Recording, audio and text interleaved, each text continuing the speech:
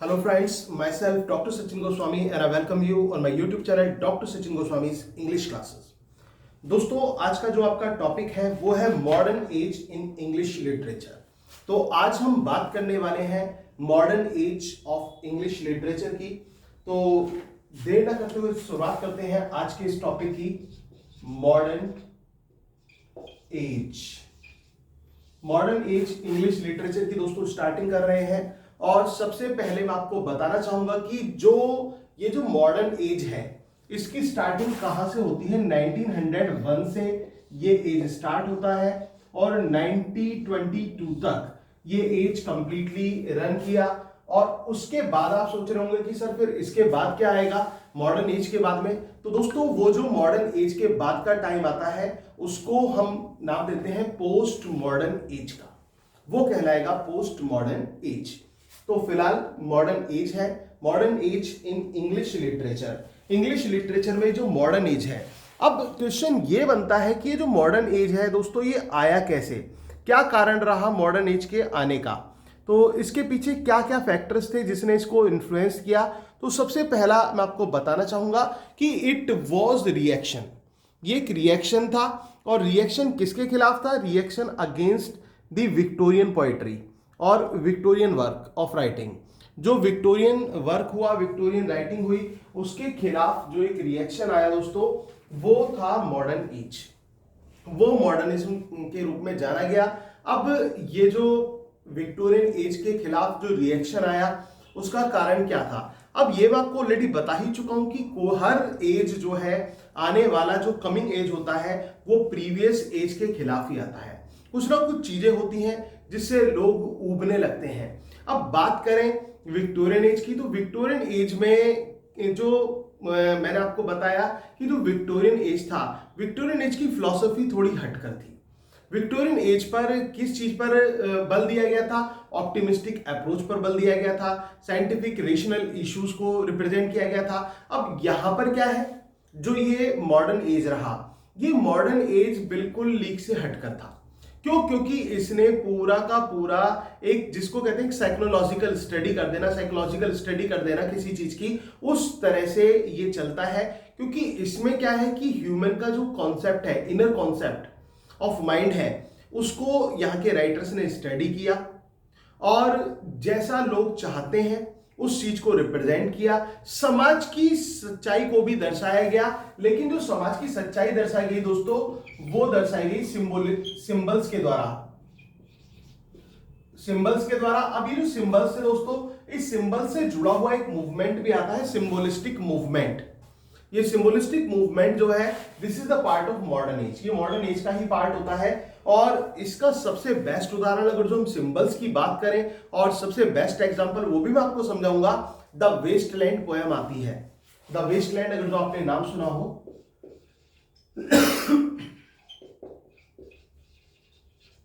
ये जो पोएम है द वेस्टलैंड, ये टीएस इलियट की लिखी हुई कविता है। ये क्वेश्चन एग्जाम में आ सकता है दोस्तों। मोस्ट इंपोर्टेंट क्वेश्चन है कि वेस्टलैंड पोएम किसने लिखी है? आपका आंसर होगा टीएस इलियट की पोएम है द वेस्टलैंड। अब जो ये वेस्टलैंड है ये सिंबॉलिक पोएम है। अब सिंबॉलिक किस रूप में है? अब वेस्टलैंड किस चीज को कहा गया है दोस्तों? जिस स्थान पर, जिस जगह पर हम रह रहे हैं, ये जो पृथ्वी है, इसको टीएस इलियट ने कहा वेस्टलैंड है। वेस्टलैंड है। क्यों वेस्टलैंड है? Because the people surviving upon it are spiritually dead. जो लोग इस दुनिया में रह रहे हैं, चाहे वो कैसे भी हैं, लेकिन वो सभी के सभी वो आध्यात्मिक रूप से मृतक हैं। कहने का मतलब हम सभी ऐसे लोग हैं जो कहीं ना कहीं अपनी भावनाओं से, अपने अंदर से, अपने मन से हम मरे हुए हैं। हम डेड हैं। We are the dead people. ये सभी जो संसार है ना दुनिया, ये मृतक लोगों का संसार है। इमेजिन करो जरा, कल्पना करो, टीएस इलियट पूरे के पूरे संसार को ऐसा बताते हैं जैसे कि मानो सब मृतक हैं। मैं आपको पढ़ा रहा हूं, मैं भी जीवित नहीं हूं।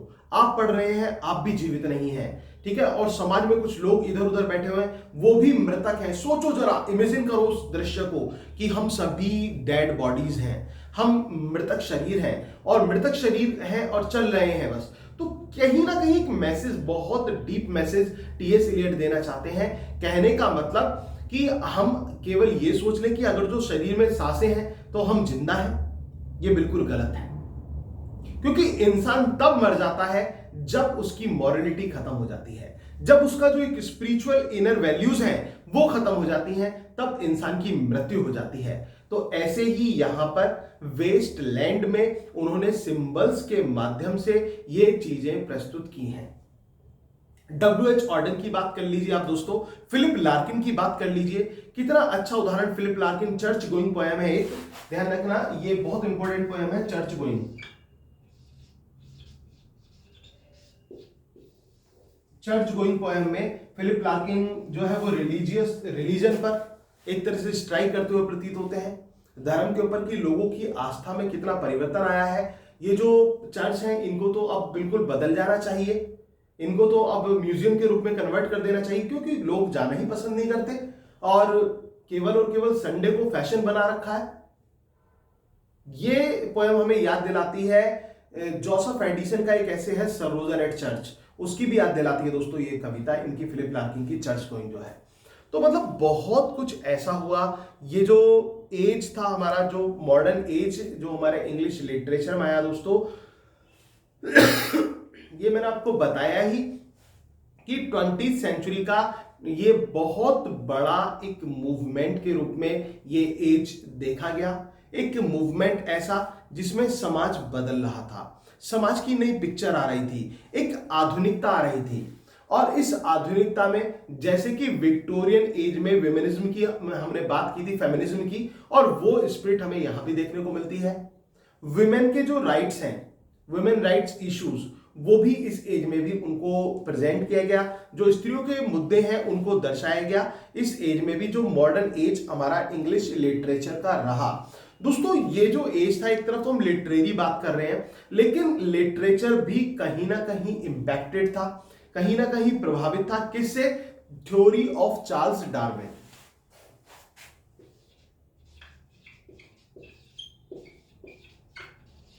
ध्यान रखना, चार्ल्स डार्विन की थ्योरी जो है वो मॉडर्न एज से एसोसिएटेड है। किस एज से एसोसिएटेड है?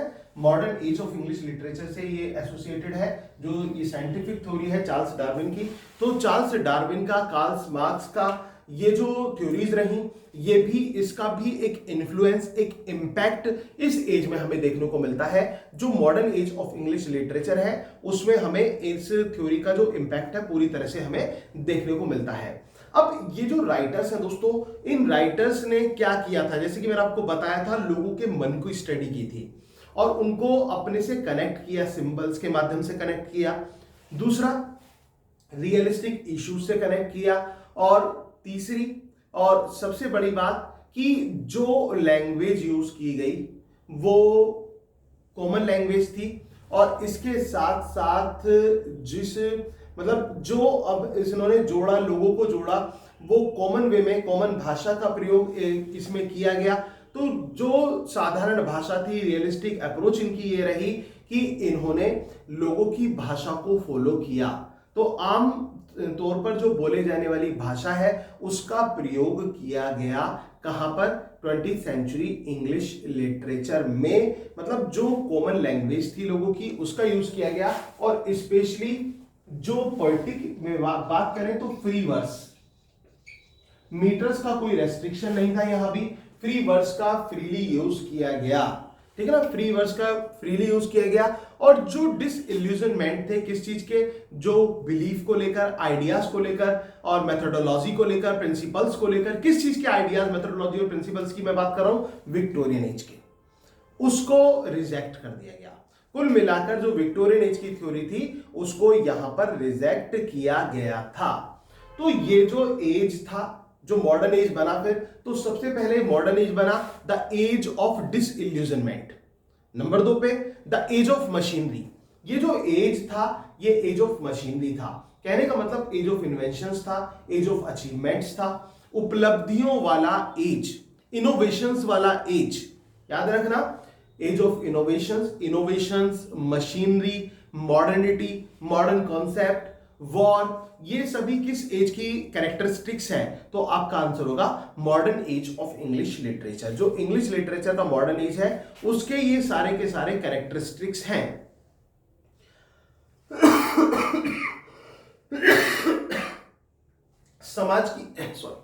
समाज की वास्तविक पिक्चर को दर्शाने के लिए, समाज की सच्चाई को दर्शाने के लिए एसेंशियल टूल में किस चीज का यूज किया गया? ध्यान रखना दोस्तों, आयरनी और सटायर।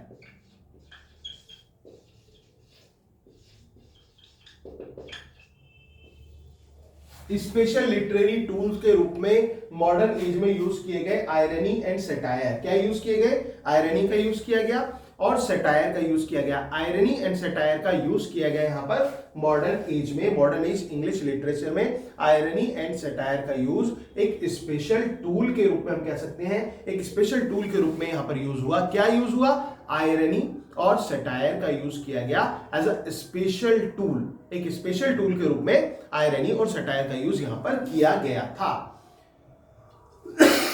जो विक्टोरियन एज के राइटर्स की फेलियर्स थी उसका बिल्कुल विपरीत रूप कह लीजिए यहां पर मॉडर्न एज में देखने को मिला, क्योंकि मॉडर्न एज के जो राइटर्स थे, मॉडर्न एज के राइटर्स ने new techniques, new innovations, new ideas को लेकर ये लोग आगे बढ़े थे। और चाहे वो फील्ड कोई सा भी हो, चाहे वो फील्ड रिलीजन का हो, चाहे वो फील्ड साइंस का हो, चाहे वो लिटरेरी डेवलपमेंट का हो, हर क्षेत्र में ये लोग आगे बढ़े थे। तो इसका मतलब दे completely rejected old manners of English society.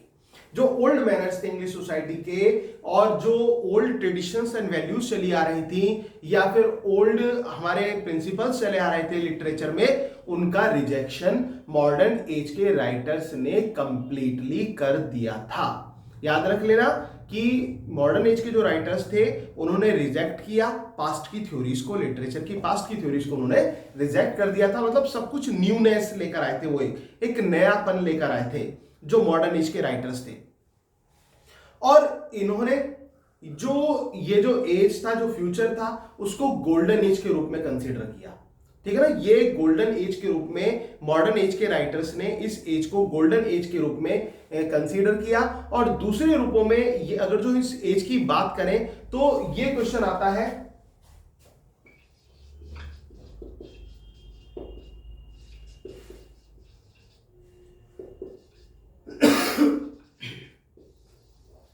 As of artistic experiment. Age of artistic experiment किस एज को जाना जाता है? किस एज को एज ऑफ आर्टिस्टिक एक्सपेरिमेंट के नाम से जाना जाता है? याद रखना, एज ऑफ आर्टिस्टिक एक्सपेरिमेंट के नाम से किस एज को जाना जाता है? तो आपका आंसर होगा modern age of English literature को एज ऑफ आर्टिस्टिक एक्सपेरिमेंट के नाम से जाना जाता है। कौन सा एज है वो है modern age of English literature. इसको हम क्या कहते हैं? इसको आर्टिस्टिक एक्सपेरिमेंट का एज हम कहते हैं। ये एज ऐसा था, एज ऑफ आर्टिस्टिक एक्सपेरिमेंट्स था। इसके अलावा साइंटिफिक अचीवमेंट्स मैंने आपको बताया, इनोवेशंस का एज ये आपको मैंने बताया, मॉडर्न कॉन्सेप्ट्स का एज बताया, न्यूनेस का एज बताया। और दूसरी बात, जो साइकोएनालिटिक थ्योरीज थी वो भी इस एज में अप्लाई की गई। अब ये जो साइकोएनालिटिक जो थ्योरी दी गई थी ये किसके द्वारा दी गई थी? ये भी आपको याद रखना चाहिए। ये क्वेश्चन आ जाता है, तो आपका आंसर होगा सिगमंड फ्रॉइड के द्वारा ये थ्योरी दी गई थी। सिगमंड फ्रॉइड,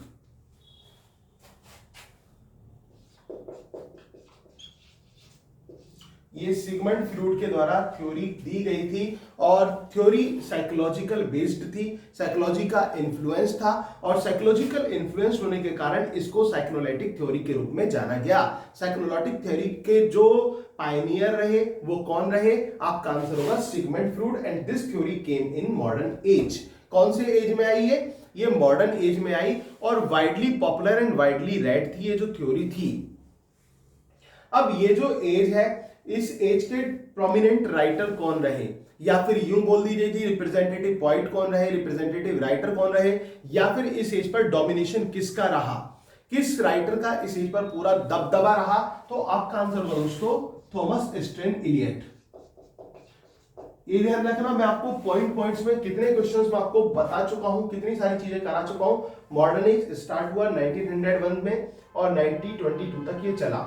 मॉडर्न एज जो था ये एज ऑफ इनोवेशंस था, एज ऑफ एक्सपेरिमेंट्स था, एज ऑफ अचीवमेंट्स था, एज ऑफ न्यूनेस था, एज ऑफ सिंबल्स था, और that's why it was known as symbolic movement, the age of symbolic movement and age of artistic experiment. याद रहेगा आपको, इतने सारे नाम मैंने आपको इसके बताए कि क्या क्या अचीवमेंट्स हुए, क्या क्या चीजें रही। तो ये age of innovations, age of experiments, age of achievements, age of newness, age of new ideas और age of artistic experiments. Age of symbols to.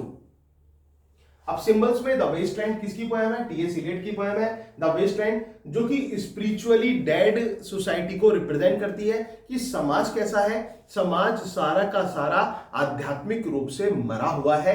कहने का मतलब हम जीवित है, जीवित है केवल बाह्य स्वरूप में, अंदर से तो हम मर चुके हैं। स्पेशल टूल्स पूछे जा सकते हैं कि मॉडर्न एज राइटर्स के स्पेशल टूल्स कौन कौन से रहे, तो आपका आंसर होगा irony and satire. Irony and satire को स्पेशल टूल्स के रूप में यूज किया गया। और इसके अलावा चर्च गोइंग, ये भी इनकी एक सिंबॉलिक पोएम है फिलिप लार्किन की। और इसके साथ साथ मैंने आपको बताया चार्ल्स डार्विन का जो सिद्धांत था, चार्ल्स डार्विन की जो थ्योरी थी वो भी इसी एज में आई। और सिगमंड फ्रूड की जो साइकोनालिटिक थ्योरीज थी वो भी इसी एज में हमें देखने को मिली। तो आई होप कि ये आपका कॉन्सेप्ट ये है ये वाला, ये क्लियर हो गया होगा। और ये जो हमारी वो रही 20वीं शताब्दी रही, 20वीं सेंचुरी रही, इसमें हर तरह की कविताएं लिखी गई, हर तरह के वर्क लिखे गए, हर तरह के फिक्शंस लिखे गए, चाहे वो साइंस से जुड़े हों, चाहे वो लव से जुड़े हुए हों, चाहे मॉडर्न कॉन्सेप्ट से जुड़े हुए हों, चाहे बदलती सोच से जुड़े हुए हों, बदलती सोच से जुड़े हुए हों। और टी.एस. इलियट की दोस्तों एक पोएम आती है the love song of J L. Prufrock. Love song of J L. Prufrock, इससे अक्सर क्वेश्चन पूछ लिए जाते हैं। Love song of J L. Prufrock, ये ध्यान रखना, ये क्वेश्चन आ जाता है। ये लव सॉन्ग किसके द्वारा लिखा गया है? लव सॉन्ग पूरा नाम है love song of J L. Prufrock, ठीक है ना। Love song of J L. Prufrock किसके द्वारा लिखा गया है? तो लिखी गई कविता है, आपका आंसर होगा टी.एस. इलियट के द्वारा। टी.एस. इलियट इसके पोइट है।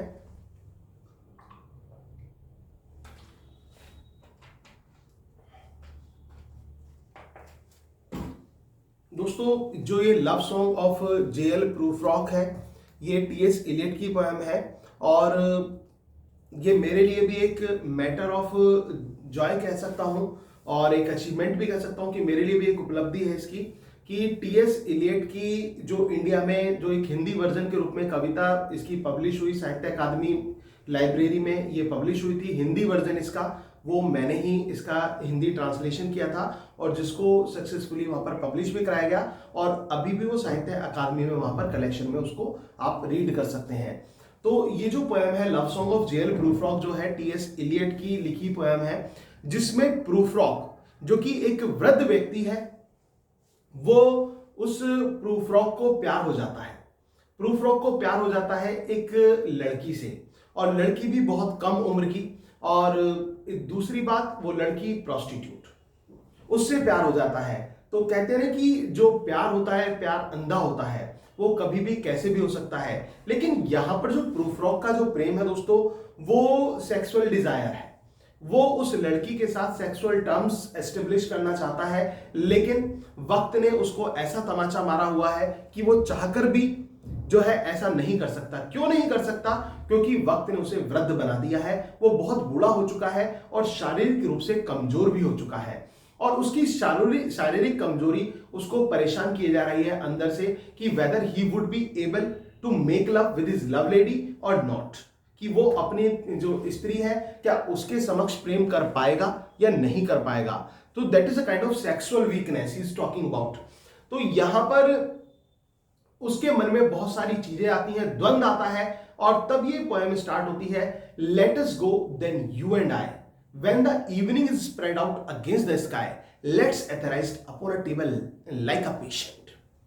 और ये अगर जो इसके हिंदी वर्जन की बात करें, मैं एक पैराग्राफ आपको अपना सुना देता हूं जो मैंने इसका ट्रांसलेट किया था।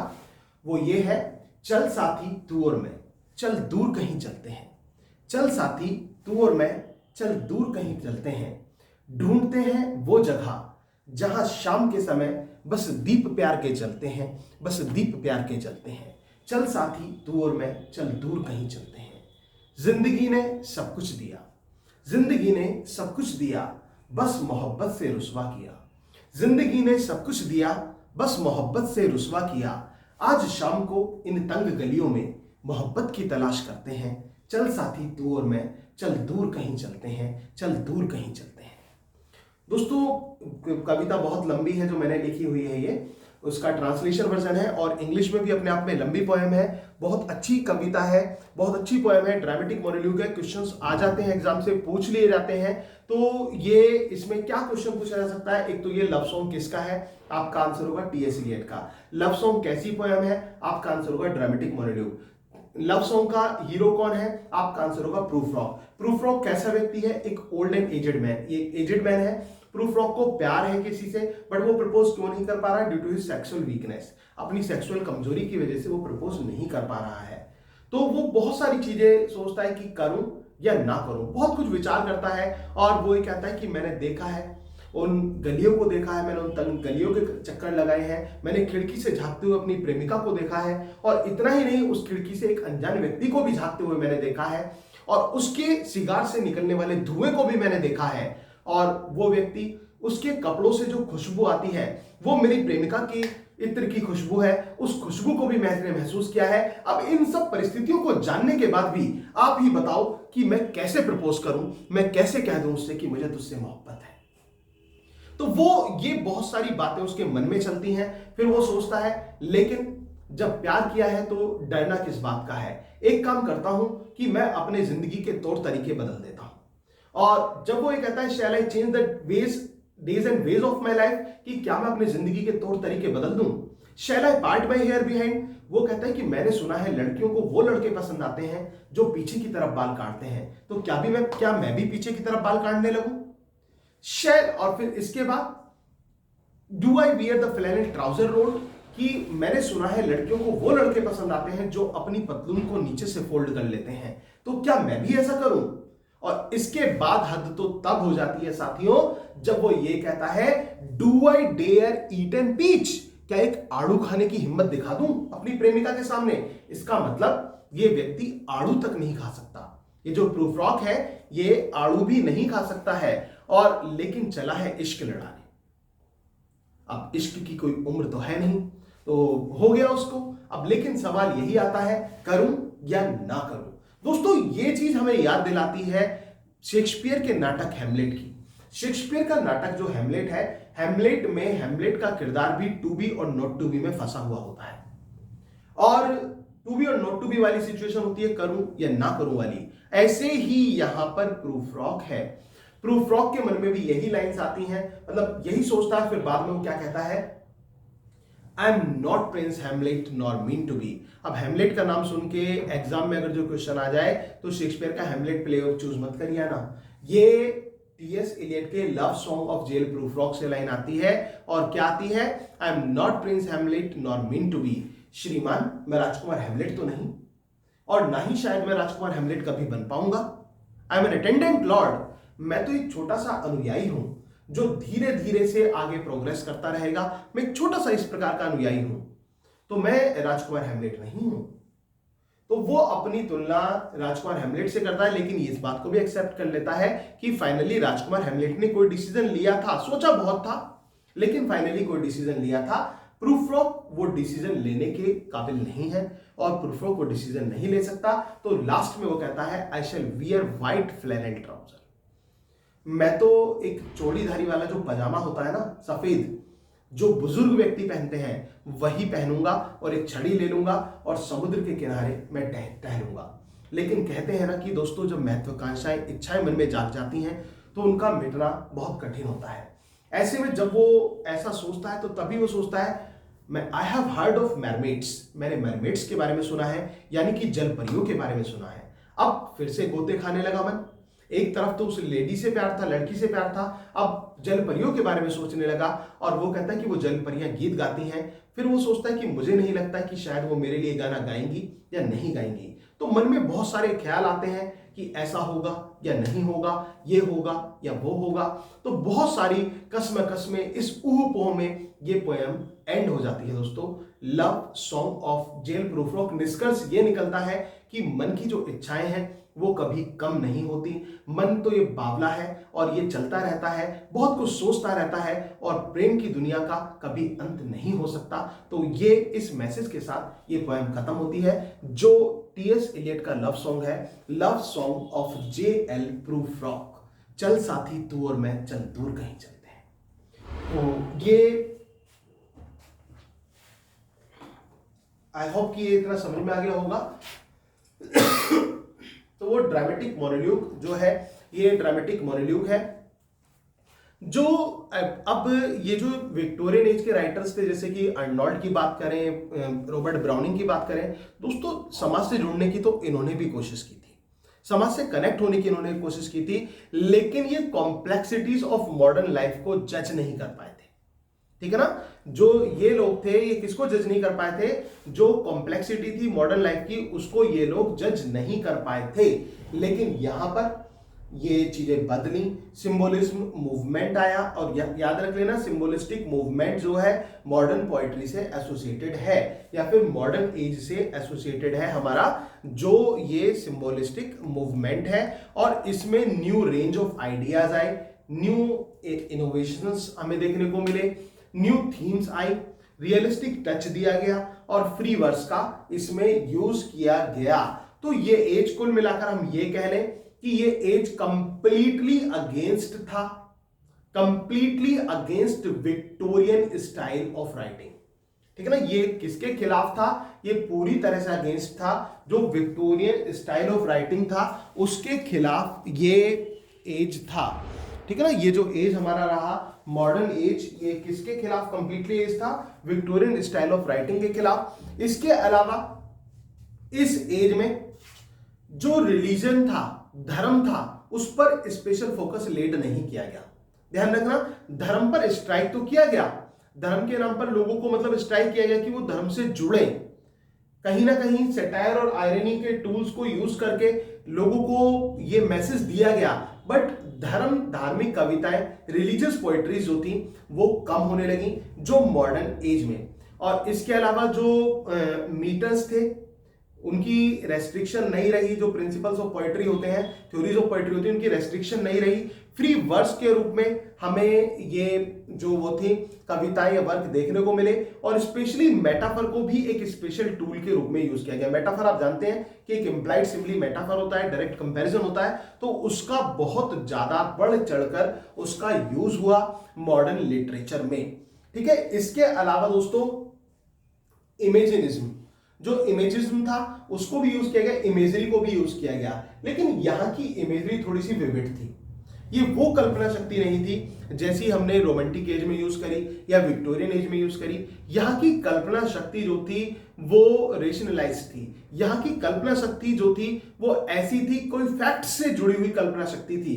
कहने का मतलब समाज से जोड़कर उस कल्पना को दिखाया जाता था। अब वो प्रकृति वाली कल्पना नहीं थी कि मतलब प्रकृति के बारे में हम सोच रहे हैं, नेचर का बैकग्राउंड ला रहे हैं, पैगनिज्म की बात हम कर रहे हैं, ऐसा कुछ नहीं था। इसकी थ्योरी बिल्कुल अलग थी, प्रिंसिपल बिल्कुल अलग था, क्योंकि इसमें यहां पर कुछ ऐसे वर्क लिखे गए, कुछ ऐसे मतलब जो काम थे, जो लिटरेचर के वर्क्स थे वो इस प्रकार के लिखे गए जो कहीं ना कहीं रियलिस्टिक इश्यूज से रिलेटेड थे, समाज के मुद्दों से रिलेटेड थे और समाज को क्रिटिसाइज भी किया गया। आयरनी और सटायर का यूज करके सोसाइटी को उसमें क्रिटिसाइज किया गया था। और एक ऐसा मूवमेंट जो कि एक लॉन्ग टाइम के लिए एक्टिव रहा, एक ऐसा मूवमेंट रहा, एक ऐसा रिवोल्ट आप कह लीजिए विक्टोरियन और रोमांटिक पोएट्री के खिलाफ, जो ये रिवोल्ट आया और 19th सेंचुरी का इसने कंप्लीटली रिजेक्शन किया, ओल्ड पैटर्न का कंप्लीटली इस एज ने रिजेक्शन किया था और जो सेंटीमेंट्स थे विक्टोरियन और रोमांटिक पोएट्री के उसको पूरी तरह से नेग्लेक्ट कर दिया, नकार दिया था। कॉमन लैंग्वेज को यूज किया गया। कॉमन लैंग्वेज मतलब जो साधारण लोगों की भाषा थी, लेकिन उसको क्रिटिकल बनाया गया। आयरनी और सटायर, जैसे कि मैं बार बार बता रहा हूं कि इसका यूज करके उसको क्रिटिकल बताया गया और उसमें कुछ वर्ड्स का जो वर्ड्स को जो है पूरी तरह से वेल डिजाइन किया गया और न्यू रिदम्स उसमें लाई गई। और जो पोएम्स थी दोस्तों, जो पोएम्स जो थी इस एज की, उसको हम पीस ऑफ, ये नहीं कहने के पीस ऑफ इमोशंस नहीं कहेंगे कि उसमें केवल इमोशंस को जगह दी गई, इमोशंस को नहीं, इन पोएम्स में वर्क्स ऑफ आर्ट, जिसको हम आर्टिस्टिक एक्सपेरिमेंट के रूप में भी जानते हैं, तो वर्क्स ऑफ आर्ट के रूप में कविताओं को प्रस्तुत किया गया। कहने का मतलब एक गहरी सच्चाई को समाज की इसमें लाया गया, जो 20वीं शताब्दी थी हमारी, उसमें ये लाया गया। अब जो ये इमेजरी थी या फिर जो इमेजिस्ट यूज किया गया और जो हाइट और विविड इमेजरी का यूज किया गया, वो सबसे ज्यादा स्पेसिफिक किसकी कविताओं में यूज हमें देखने को मिलता है दोस्तों? अगर तो हम बात करें जेम्स जॉयस की पोएम्स में हमें एक विविड इमेजरी देखने को मिलती है। इजरा पॉन्ड की बात कर लीजिए, इजरा पॉन्ड के वर्क्स में विविड इमेजरी देखने को मिलती है। टीएस इलियट की बात कर लीजिए, डब्ल्यूएच ऑर्डन की बात कर लीजिए, लेकिन मेन इजरा पॉन्ड और जेम्स जॉयस के वर्क्स में हमें ये विविड इमेजरी जो हमारी इस एज की थी वो स्पेशली देखने को मिली। और सिंबल्स, आपको मैंने बताया है कि सिंबॉलिक जो पोएट्री थी, डिक्शन में सिंबल्स का यूज करना और सिंबोलिस्ट, जिसको सिंबोलिस्ट मूवमेंट के रूप में भी जाना गया। और जो सिंबोलिस्ट पोएट्री थी, इसका अपीयरेंस किसके साथ हुआ था, ये भी आपको स्टार्टिंग में बता चुका हूं, टीएस इलियट का वेस्टलैंड। टीएस इलियट के वेस्टलैंड के साथ जो ये सिंबोलिस्ट का एक प्रोमिनेंस है या फिर एक अपीयरेंस है, वो दिखाई पड़ता है इसमें। इसके अलावा डब्ल्यू.बी. ईट्स को हम इग्नोर नहीं कर सकते। विलियम बटलर ईट्स,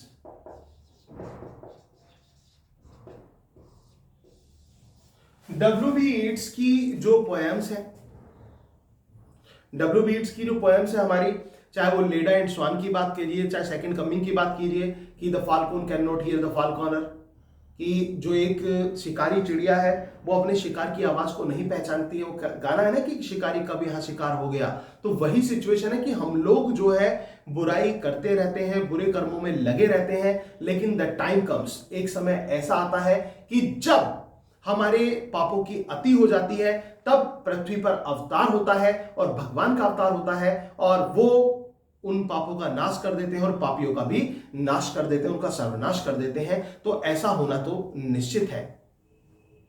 तो वही चीज है, सेकंड कमिंग की बात हम करें या फिर हम बात करें लेडा एंड स्वान की बात करें, तो ये सभी सिंबल्स से जुड़ी हुई हैं।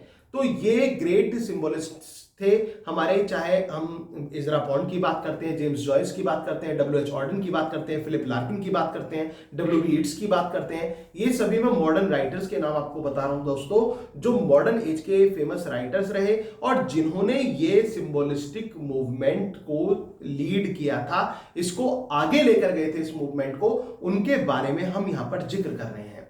अब इनमें सबसे ऊपर, जैसे कि मैंने आपको बताया कि थॉमस स्टीन इलियट का नाम आता है। ये चीफ रिप्रेजेंटेटिव पॉइंट रहे मॉडर्न एज के। ध्यान रखना, who is the representative point of modern age? आपका आंसर होगा थॉमस स्टीन इलियट। कि टीएस इलियट जो थे, ये एक मोस्ट स्पेसिफिक पॉइंट रहे, मॉडर्न एज के पॉइंट रहे। ये जो टीएस इलियट थे, ये क्लासिसिस्ट भी थे, ये सैटायरिस्ट भी थे, ये क्रिटिक भी थे, ये पोइट भी थे, मतलब एक एक्स्ट्रा ऑर्डिनरी क्वालिटी वाला बंदा, हार्वर्ड यूनिवर्सिटी से पढ़ा हुआ एक स्कॉलर जो टीएस इलियट थे। और दूसरी बात, सिंबॉलिक मूवमेंट का एक सबसे बड़ा हिस्सा बनने वाला ये व्यक्ति था TS Eliot, Thomas Stearns Eliot. और जिनका वेस्टलैंड, जिसका टीएस इलियट का जो वेस्टलैंड है दोस्तों, अपने आप में सब कुछ बोलता है, इनके टैलेंट को रिवील करता है। और सबसे बड़ी बात, टीएस इलियट का जो ये वेस्टलैंड है, जो ये पोएम है टीएस इलियट की वेस्टलैंड, ये कैसी सोसाइटी को दर्शाती है? एक ऐसे समाज को दर्शाती है, एक डेसोलेटेड सोसाइटी को दर्शाती है, एक स्पिरिचुअली डेड सोसाइटी को दर्शाती है कि लोग जीवित हैं लेकिन जीवित नहीं है। अब कैसे जीवित है और कैसे जीवित नहीं है? वो शरीर से जीवित है, सांसें ले रहे हैं, बट स्पिरिचुअली अपने माइंड से, अपने विचारों से वो मृतक है, वो मरे हुए हैं, वो जीवित नहीं है। इसके अलावा love song of JL Prufrock की बात करें टीएस इलियट की, द ड्राई सैलवेजेस की बात करें और बर्ट नॉर्टन की बात करें, ईस्ट कोकर की बात करें, तो सभी जो पोएम्स हैं इनकी बहुत ज्यादा अपने आप में स्पेसिफिक है। इसके बाद W.B. यीट्स यानी कि विलियम बटलर यीट्स की बात करते हैं दोस्तों। विलियम बटलर यीट्स जो है फाउंडर माने जाते हैं सेल्टिक मूवमेंट के। ध्यान रखना, मॉडर्न से जुड़ा हुआ एक मूवमेंट है दोस्तों, सेल्टिक मूवमेंट। केवल एग्जाम में यही पूछा जाएगा कि सेल्टिक मूवमेंट के लीडर क्या है। इसको बताने को मैं सेल्टिक मूवमेंट को डिफाइन करूंगा तो दोस्तों बहुत टाइम निकल जाएगा। अभी फिलहाल हमें क्योंकि मेन चीजें एग्जाम के पॉइंट ऑफ व्यू से समझनी है, चीजों को समझते हुए चलना है, तो इतना याद रखिए कि सेल्टिक मूवमेंट जो है उसके लीडर कौन है। सेल्टिक मूवमेंट के लीडर है W.B. यीट्स यानी कि विलियम बटलर यीट्स।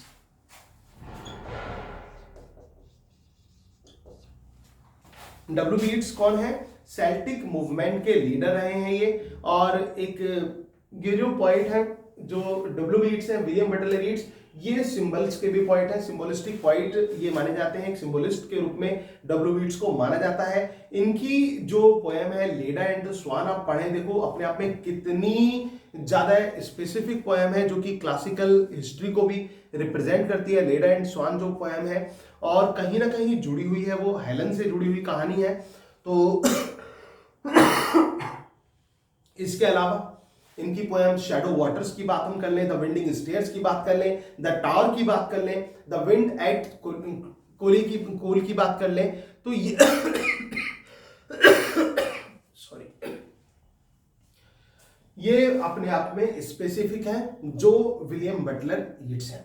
तो आई होप कि आपको इनके बारे में पता चल गया होगा, W.B. यीट्स। और इसके साथ साथ दोस्तों रॉबर्ट ब्रिज की बात करें तो रॉबर्ट ब्रिज अपने आप में बहुत बहुत स्पेसिफिक राइटर है इस एज के। और जीएम हॉपकिंस के बारे में एक क्वेश्चन आ जाता है। जीएम हॉपकिंस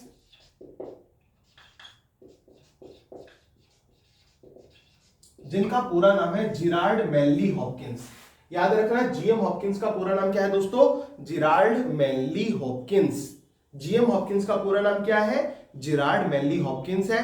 अब आपने इनकी पाई ड्यूटी पढ़ी होगी, आपने इनकी thou art indeed just lord को भी पढ़ा होगा दोस्तों। अब ये एक पायनियर भी है। किसके पायनियर है दोस्तों? कर्टेल सोनेट के पायनियर किसको माना जाता है? ये जो कर्टेल सोनेट है, कर्टेल सोनेट होती क्या है? सबसे पहले आपको यह समझना होगा कि सोनेट क्या होती है। दोस्तों सोनेट के बारे में आप सभी जानते भी होंगे कि सोनेट एक छोटी सी कविता होती है 14 लाइन की। A short poem of 14 lines is called sonnet.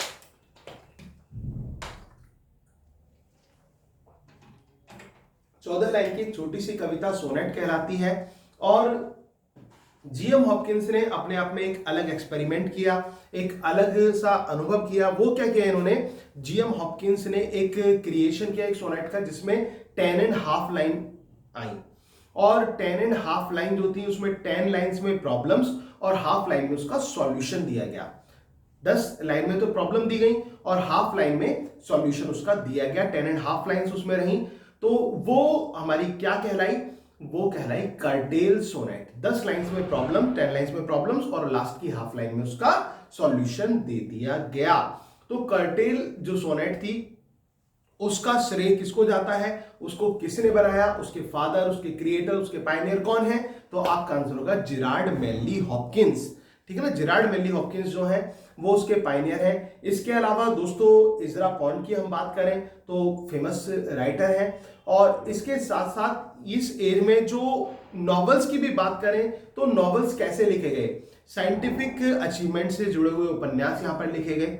H.G. Wales का टाइम मशीन से आप ले लीजिए तो अपने आप में बोलता है। और इसके अलावा साइकोलॉजिकल पॉइंट ऑफ व्यू पर जो नॉवेल्स थे वो लिखे गए।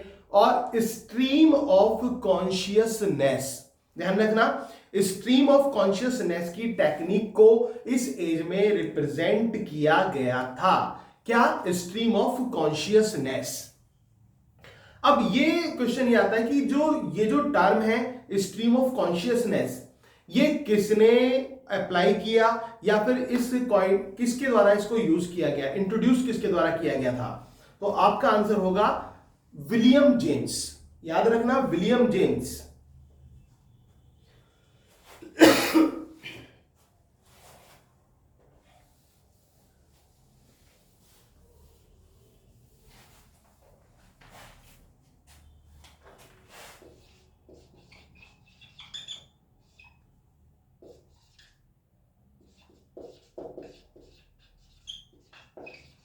स्ट्रीम ऑफ कॉन्शियसनेस जो था इंट्रोड्यूस्ड बाय,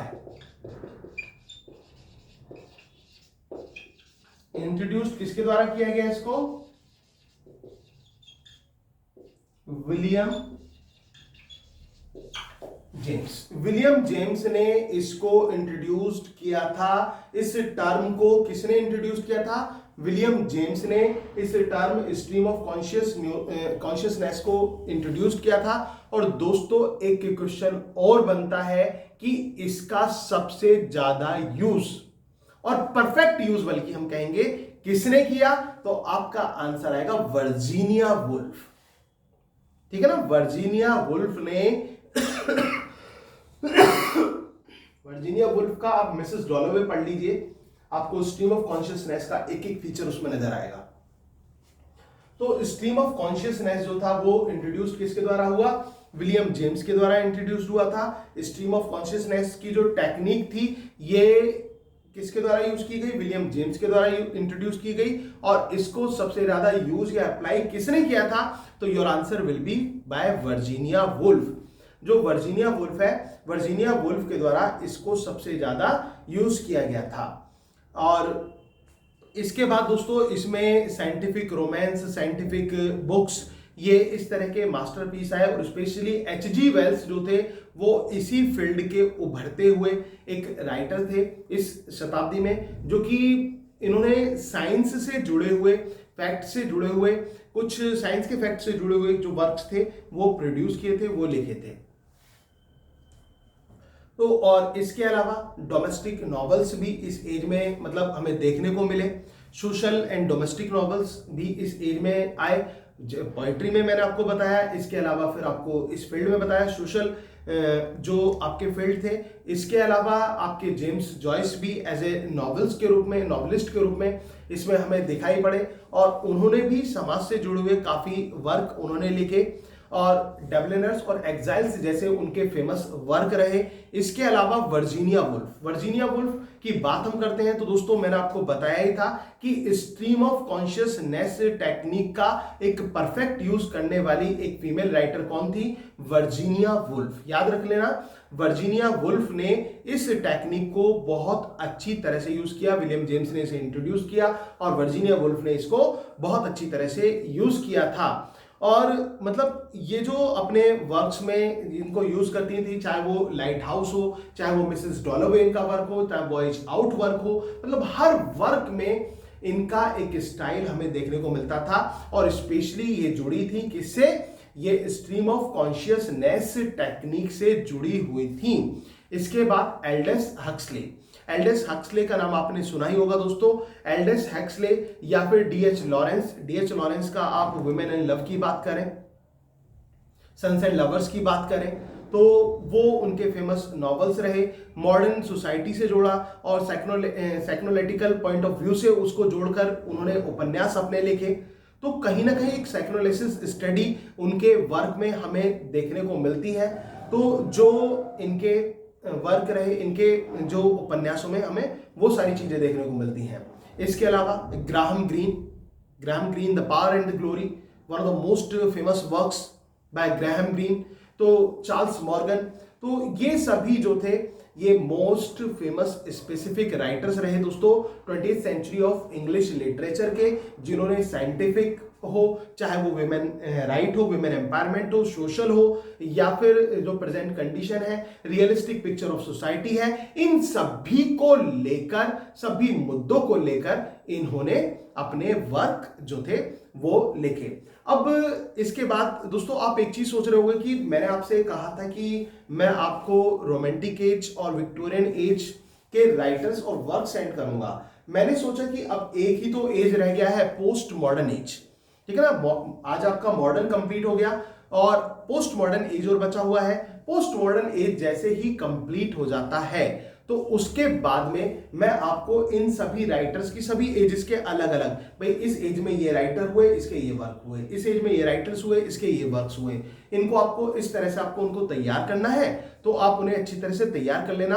दोस्तों मैं आपके साथ पूरी मेहनत कर रहा हूं, आपको पूरे ब्रीफ में मैंने हिस्ट्री ऑफ इंग्लिश लिटरेचर को पढ़ाया है, लेकिन ब्रीफ में छोड़ा नहीं है, आपको वो चीज बताता चला हूं जो आपके एग्जाम के पॉइंट ऑफ व्यू से बहुत बहुत स्पेसिफिक और इंपॉर्टेंट पॉइंट्स हैं, वो सारे मैं आपको बताता हुआ चला हूं। उम्मीद है कि आपको मेरा पढ़ाया हुआ समझ में आ रहा होगा। दोस्तों अगर आपको पढ़ाया हुआ अच्छा लग रहा हो और आपको वीडियो अच्छी लगी हो तो प्लीज वीडियो को लाइक करना और कमेंट करके जरूर मुझे बताना कि आपको कैसा लगा। Thank you very much. आज के लिए इतना ही रखते हैं। Yours doctor Sachin Goswami. See you tomorrow.